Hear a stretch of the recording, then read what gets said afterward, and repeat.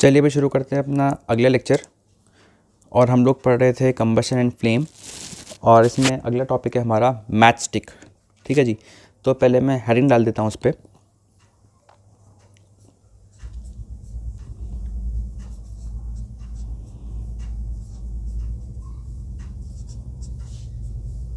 Match stick, ठीक है।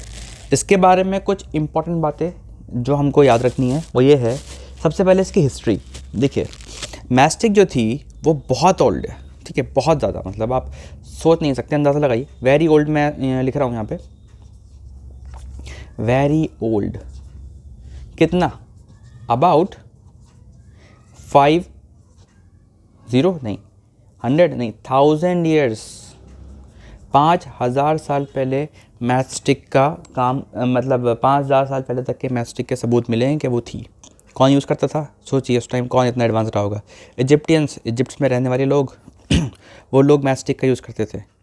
तो मैच स्टिक की डिस्कवरी कब हो गई थी, या इन्वेंशन कब हो गई थी?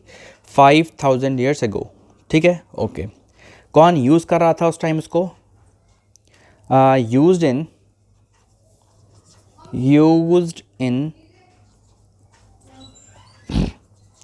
Ancient Egypt, ancient Egypt, okay. अच्छा, तो क्या था उस वक्त उसका हाल? क्या ऐसी ही थी जैसी आज है? नहीं, ऐसा नहीं था। क्या होता था उसमें कि उसका जो वन एंड था, उसका जो, क्योंकि एक लकड़ी का टुकड़ा था, लकड़ी कौन से इस्तेमाल करते थे वो लोग? पाइन वुड, पाइन वुड वो डिप करते थे, ठीक है, डिप करते थे किसके अंदर? सल्फ़र के अंदर। किसके अंदर? सल्फ़र के अंदर, सल्फ़र के अंदर, ठीक है। वन एंड जो था वो सल्फ़र के अंदर डिप करके वो मैच स्टिक बनाते थे, ठीक है, ओके। आज के ज़माने में क्या है? आज के ज़माने में है मॉडर्न मैच, मॉडर्न मैच। ये कब आई? ये आई 200 साल पहले, 200 ईयर्स एगो, 200 ईयर्स एगो, ठीक है। बहुत बेसिक बातें हैं। मैच स्टिक की जो है वो पहली बार कब इन्वेंट हुई? 5000 साल पहले। कौन यूज़ करता था? एंशेंट इजिप्ट के लोग। किस हाल में थी? बोला एक लकड़ी का टुकड़ा लिया, उसको सल्फर में डिप कर दिया, बस बन गई, ठीक है। फिर 200 साल पहले आ गई, ठीक है। जो 200 साल पहले थी उसके अंदर कुछ केमिकल्स का इस्तेमाल होता था। जैसे पहले वाले जो केमिकल हैं, मैं आपको बता दूं, जो 200 साल पहले वाले केमिकल हैं, earlier mixture of antimony trisulphide. ये आप याद रखिएगा, मैं इसको कलर चेंज करके लिख देता हूँ। Antimony trisulphide,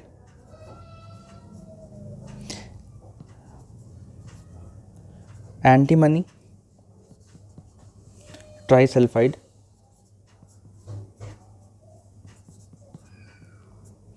potassium chlorate, potassium chlorate and white phosphorus. Phosphorus तो पहले भी इस्तेमाल हो रहा था ना, सॉरी सल्फर हो रहा था पहले, sorry white phosphorus, white phosphorus with, colour change करता हूँ, with some glue and starch applied to head of matchstick।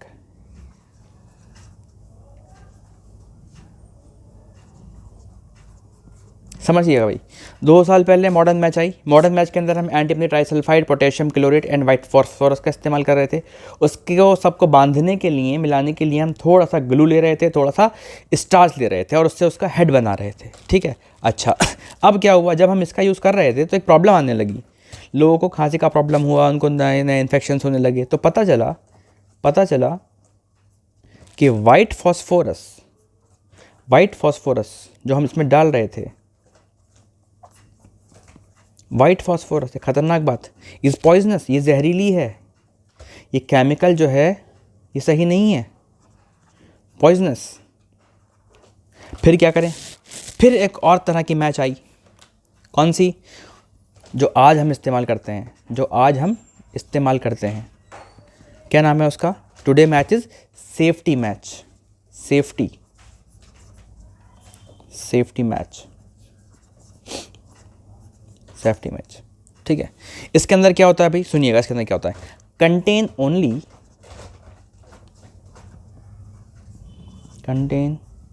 Only antimony trisulphide and potassium chlorate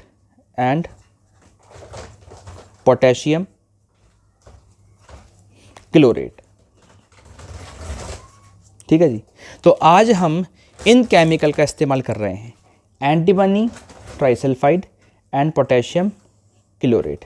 yes और नो? ओके, तो ये बातें हुई हमारी मैथ्स की। अब थोड़ा सा इसमें डायग्रामेटिकली देख लेते हैं कि किस तरीके से क्या होता है। देखिए, ये होता है स्ट्रक्चर, सबने देखा होगा, लगभग ऐसा होता है। तो ये जो पार्ट है इसका, ये वाला पार्ट, ये तो हो गया वुडन स्टिक,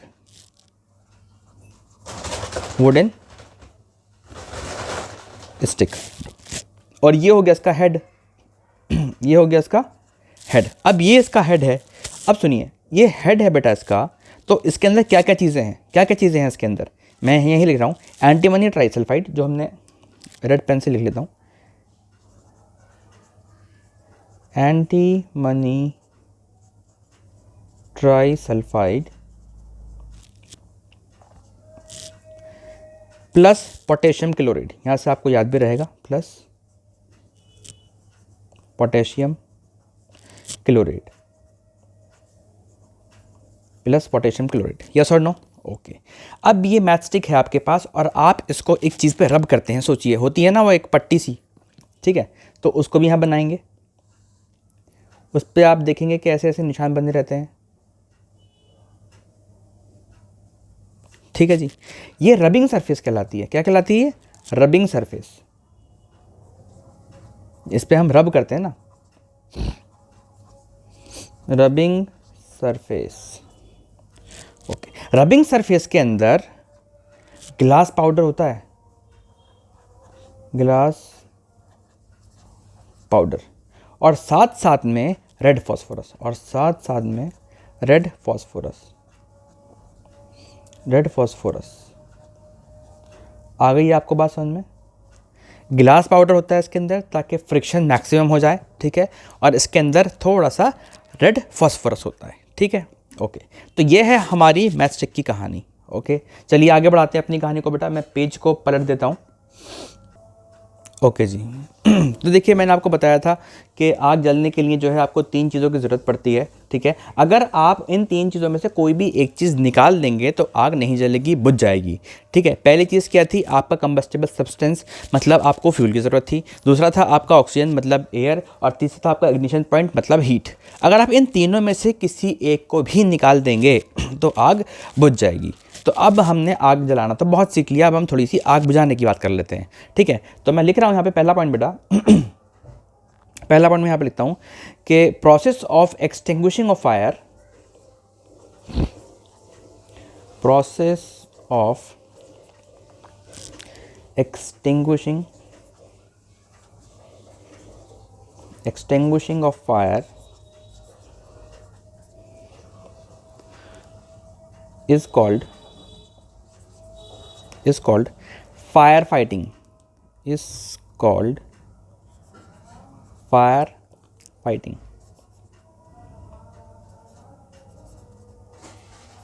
फायर फाइटिंग क्या होती है? फायर फाइटिंग होती है आग बुझाने का जो प्रोसेस होता है वो।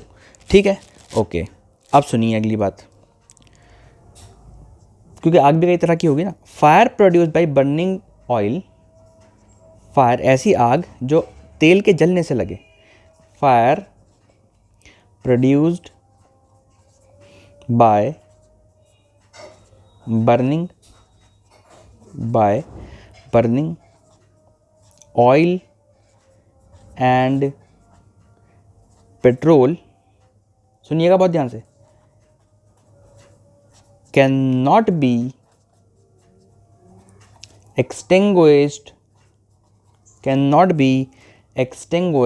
by using water. क्यों? बिकॉज वाटर आपको पता है ना, H2O लिखते हैं वाटर को, H2O मतलब वाटर, बिकॉज H2O मतलब वाटर होता है, बिकॉज वाटर इज बहुत ही अच्छी साइंस है इसमें, water is heavier than oil. देखिए, अगर कोई भी आग ऑयल में लग जाए, पेट्रोल के किसी कंटेनर में लग जाए या किसी ऐसी जगह पर लग जाए जहाँ बहुत ऑयल हो, ठीक है, तो आप उसे पानी से नहीं बुझा सकते, क्योंकि आपको पता है कि पानी के ऊपर तो तेल तैरता है, पानी के ऊपर तो ऑयल फ्लोट करता है, ऑयल तैरता रहता है पानी के ऊपर।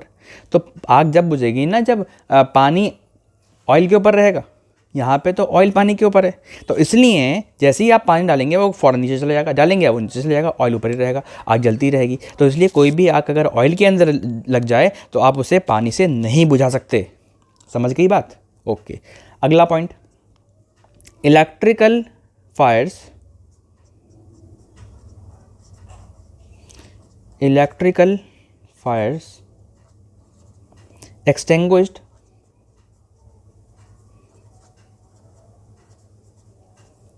extinguished by carbon dioxide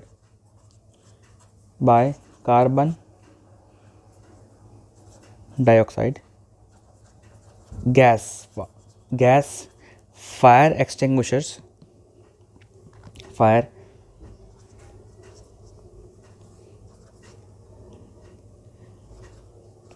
extinguisher, oil और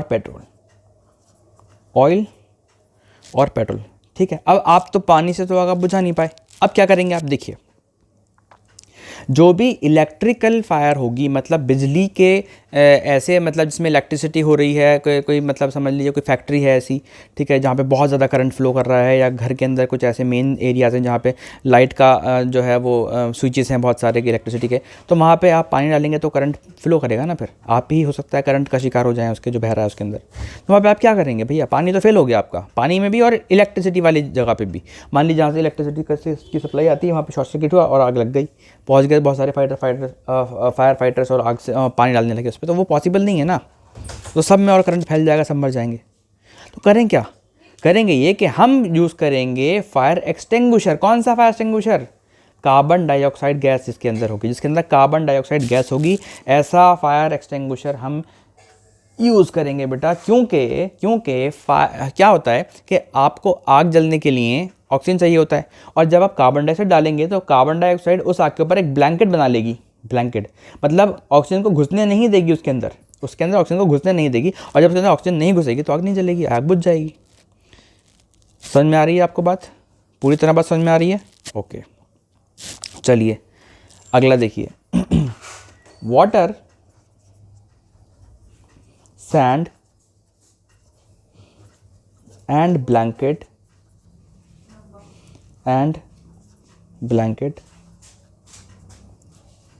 works as fire extinguisher।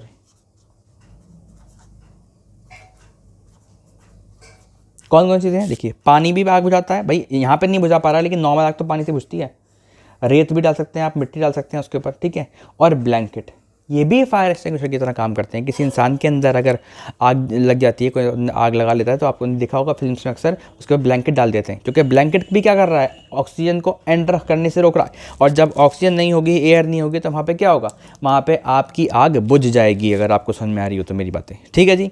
तो आई होप कि आपको इतनी बातें मेरी समझ में आ रही होंगी, ठीक है, कि फायर हमको बुझानी कैसे है। क्योंकि 3 चीज़ों से आग जलती है, आपको पता है। फ्यूल होना चाहिए आपके पास, ठीक है, मतलब कंबस्टेबल सब्सटेंस होना चाहिए, एयर होनी चाहिए, या इग्निशन टेम्परेचर। इन तीनों में से कोई भी चीज़ अगर आप निकाल देंगे तो आग आपकी बुझ जाएगी, ठीक है। ओके। अब बात कर लेते हैं types of carbon dioxide extinguishers की, ठीक है, क्योंकि फायर एक्सटिंग्विशर भी तो है, उसके बारे में तो पढ़ना है। तो कितने तरह के होते हैं ज़रा देखते हैं, आपकी क्लास में कितने तरह के दे रखे हैं।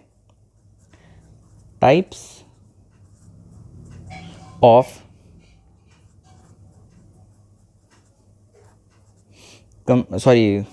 कंबशन तो बाद में आएगा। फायर एक्सटिंग्विशर या फिर types of carbon dioxide extinguisher.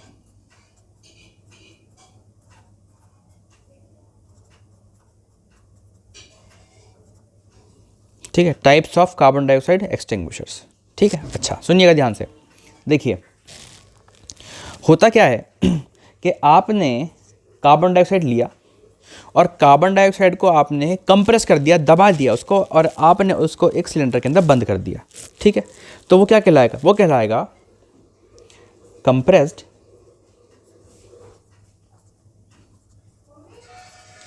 Carbon dioxide stored in a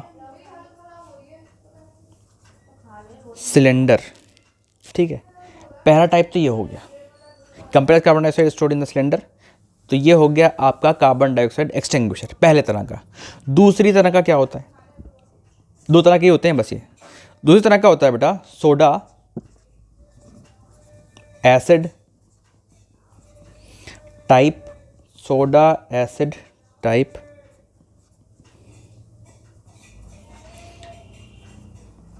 extinguishers,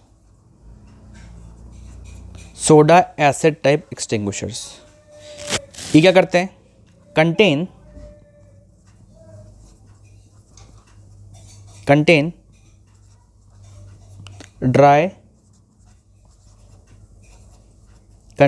dry sodium bicarbonate, dry sodium bicarbonate. ये क्या हो गया सर? सोडियम बाइकार्बोनेट क्या होता है भाई? सोडियम बाइकार्बोनेट का फॉर्मूला याद कर लीजिए आप लोग, NaHCO3, ये होता है सोडियम बाइकार्बोनेट। ठीक है, आपने क्या किया? ये जो है आपका सोडा एसिड टाइप एक्सटिंग्विशर, इसमें आपने क्या किया? इसमें आपने ड्राई सोडियम कार्बोनेट ले लिया। ठीक है, पहली बात आपने क्या लिया इसके अंदर? Dry sodium carbonate. अच्छा, उसका आपने रिएक्शन करवाया, रिएक्ट्स विद डाइल्यूट को मैंने DIL शॉर्ट में लिख दिया है, dilute sulphuric acid, dilute sulphuric acid.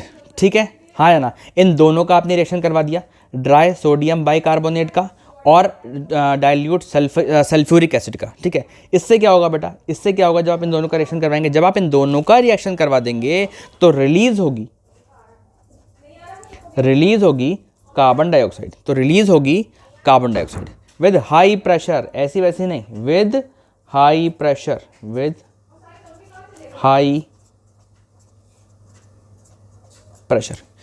High pressure, yes और नो? और फिर क्या होगा? इसके बाद वाले स्टेप सुनिएगा। और फिर क्या होगा? एंड फॉर्म,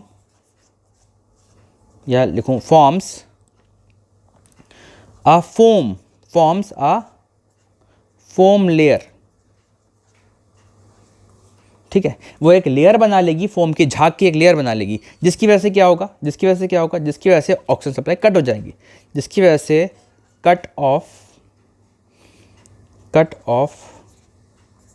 O2 मतलब ऑक्सीजन सप्लाई, और आग बुझ जाएगी आपकी, अगर आपकी समझ में आ रही हैं मेरी बातें तो। ठीक है, हमने types of carbon dioxide extinguishers पढ़ा, दो तरह के होते हैं। आपने कार्बन डाइऑक्साइड लिया, उसको एक सिलेंडर में पैक कर दिया, ये हो गया पहला टाइप। ठीक है, दूसरा आपने क्या किया कि गैस सिलेंडर के अंदर ही, उस सिलेंडर के अंदर आपने कार्बन डाइऑक्साइड बनाई। कैसे बनाएंगे आपने क्या किया? आपने ड्राई सोडियम कार्बोनेट ले लिया, जिसका फॉर्मूला होता है NaHCO3, और आपने उसको रिएक्ट करवा दिया एक एसिड के साथ, जो होता है डाइल्यूट सल्फ्यूरिक एसिड के साथ। इसकी वजह से क्या हुआ? बहुत ही हाई प्रेशर से कार्बन डाइऑक्साइड का फॉर्मेशन हुआ सिलेंडर के अंदर, और जब वो प्रेशर के साथ बाहर निकलेगी तो वो नॉर्मल गैस नहीं, वो एक फोम की लेयर बना देगी, और जैसे वो फोम की लेयर बनाएगी किसी भी जलने वाली चीज़ की चारों तरफ, तो उसके अंदर ऑक्सीजन एंटर नहीं कर पाएगी और फिर आपकी आग बुझ जाएगी। ठीक है, आई होप आपको इतना सब कुछ समझ में आ रहा होगा। चलिए हम लोग आगे बढ़ते हैं बेटा इसमें। अब हम पढ़ेंगे टाइप्स ऑफ कंबस्शन। क्या पढ़ेंगे जी? टाइप्स ऑफ कंबस्शन के जो जलना होता है वो कितने तरह का होता है, बड़ा इंटरेस्टिंग है समझते रहिएगा अच्छे से। ठीक है, मेहनत करते रहिए बेटा, होगा ज़रूर होगा आपका एडमिशन, सिलेक्शन ज़रूर होगा आपका। ठीक है, क्योंकि आप कोई कमी नहीं छोड़ रहे हैं तो फिर होना ही चाहिए। ठीक है, टाइप्स ऑफ कंबस्शन।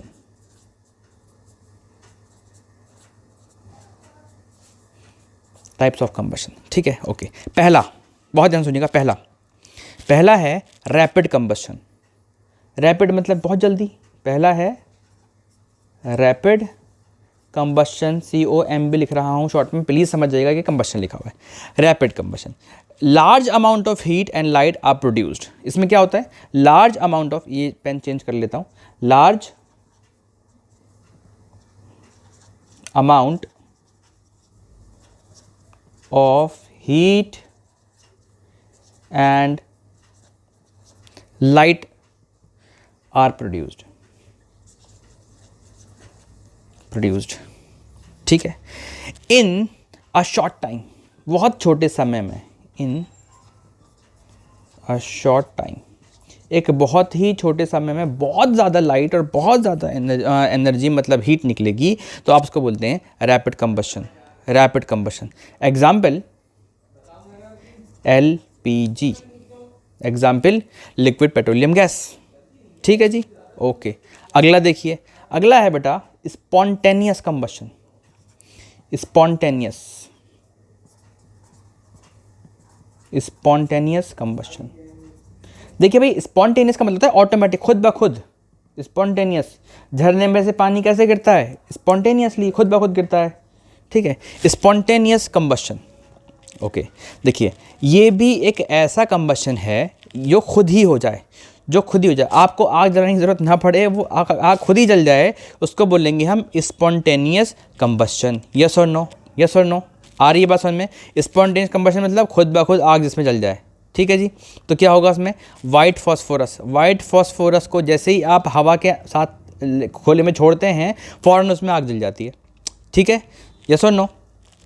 तो उसके अंदर मैं लिख रहा हूँ, क्या लिखूँ भैया, reaction occur, reaction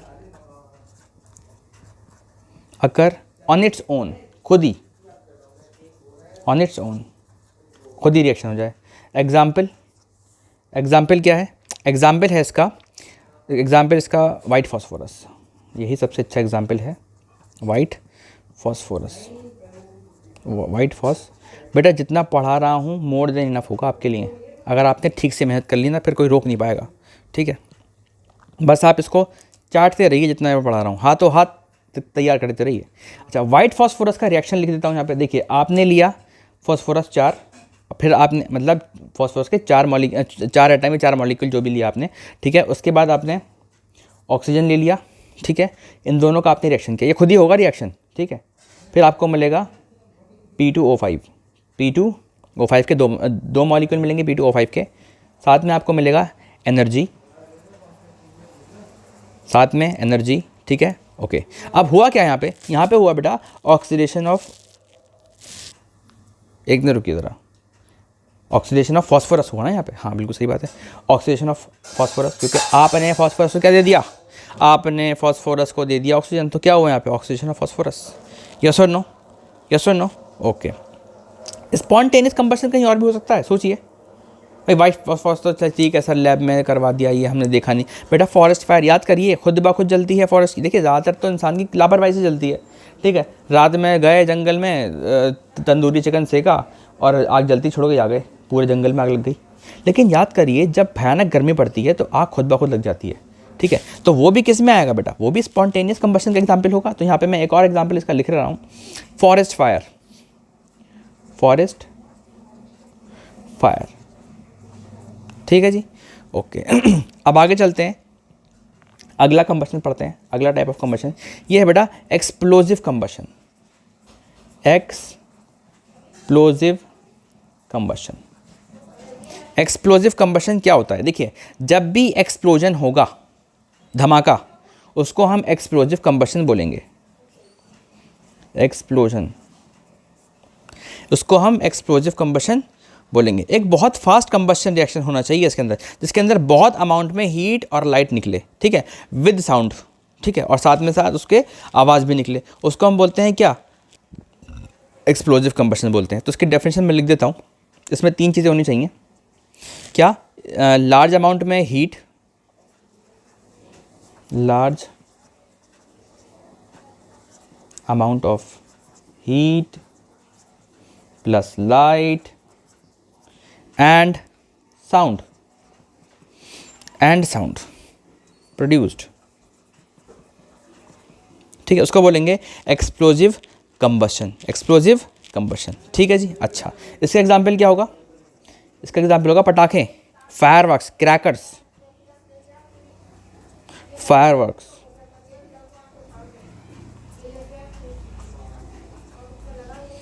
crackers etcetera. Sound क्यों निकलेगा इसमें, सोचा आपने कभी? भाई कंबशन हो रहा है, हीट लाइट निकल रहा है, वाई साउंड? देखिए साउंड निकलता है बेटा आपका गैसेस की वजह से।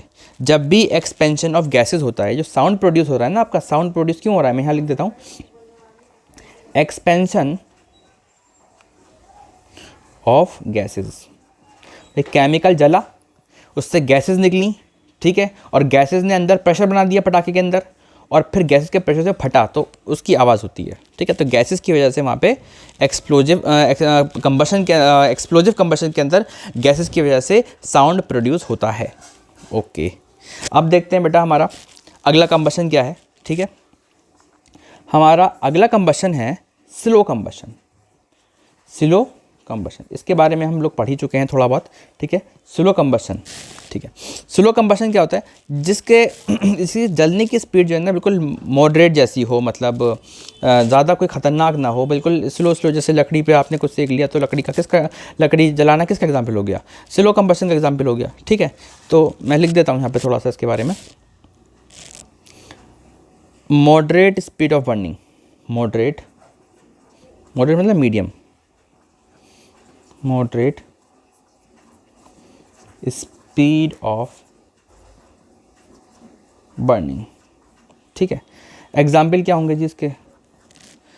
बर्निंग ऑफ वुड, ये लिख लो पहले, बर्निंग ऑफ वुड पहला एग्जाम्पल इसका, ठीक है। कैंडल, कैंडल, कोल भी हो सकता है इसका एग्जाम्पल, और वगैरह वगैरह एक्सेट्रा एक्सेट्रा एक्सेट्रा, ठीक है। ओके देखिए स्लो कंबशन में दो इंपॉर्टेंट कंबशन याद रखिएगा आप लोग, ये तो याद रखनी है आपको, एक है रस्टिंग और एक है यहाँ पे लिखी दूँ मैं, रस्टिंग भी आपको याद रखना है, इंपॉर्टेंट है ये, एंड रेस्पिरेशन, एंड रेस्पिरेशन, ये भी किसके एग्जाम्पल हैं? ये भी बेटा स्लो कंबशन के एग्जाम्पल हैं। यस और नो, यस और नो, ओके। चलिए भाई अब देख लेते हैं अगली चीज़। देखिए क्या होता है कि जब किसी चीज़ को ऑक्सीजन मिलती है तो वो चीज़ जलती है, ठीक है। सोचिए किसी चीज़ को ऑक्सीजन ना मिले तो वो ना जले, ठीक है। लेकिन अगर किसी को आधी ऑक्सीजन मिले, फिर आधी ऑक्सीजन मिले तो वो ठीक से नहीं जलेगी, और वो गैसेस जो हार्मफुल गैसेस हैं वो ज़्यादा प्रोड्यूस करेगी, ठीक है। तो depending on amount of oxygen जो है वो दो चीज़ें हम लोग कैटेगरी बनाते हैं उनकी, कि एक होती है कंप्लीट कंबशन और एक होता है इनकम्प्लीट कंबशन, ठीक है। तो अगले पेज पे लिखते हैं उसको। तो भैया depending on amount of oxygen दो तरह के कंबशन हो गए, कंप्लीट कंबशन और इनकम्प्लीट कंबशन। कंप्लीट कंबशन वो है जिसमें आपका सब्सटेंस जो है वो पूरी तरह से जल रहा है। जब कोई चीज़ पूरी तरह जलेगी तो कार्बन डाइऑक्साइड, CO2 लिखा है मैंने, ये कार्बन डाइऑक्साइड, वाटर और हीट निकालेगी। हाँ भैया वाटर भी निकलता है, बहुत छोटे अमाउंट में वाटर भी निकलता है ठीक है। और जब इनकम्प्लीट कंबशन होगा तो कोई भी चीज़ जो भी जलने वाली है वो इनकम्प्लीटली जलेगी और उसके अंदर से कार्बन डाइऑक्साइड निकलेगी, वाटर निकलेगा और हीट निकलेगा। Also produce suit which contain unburn carbon particle. Suit मतलब धुआं निकलेगा उसके अंदर से, ठीक है। और धुआं जो है वो काला होता है। काला क्यों होता है? क्योंकि उसके अंदर बगैर जले कार्बन के पार्टिकल्स होते हैं, अनबर्न कार्बन पार्टिकल्स होते हैं उसके अंदर से, ठीक है। इसलिए उसके जो कलर है वो ब्लैक होता है, ठीक है। तो बेटा आज इतने ही रखते हैं, और कल हम लोग एक नया टॉपिक शुरू करेंगे। चैप्टर अभी यही चल रहा है, मेरे ख्याल में इसमें दो लेक्चर और लगेंगे, ठीक है। हमें फ्लेम भी पढ़ना है, फ्यूल पढ़ना है, ठीक है। ओके चलिए मिलते हैं फिर, बाय।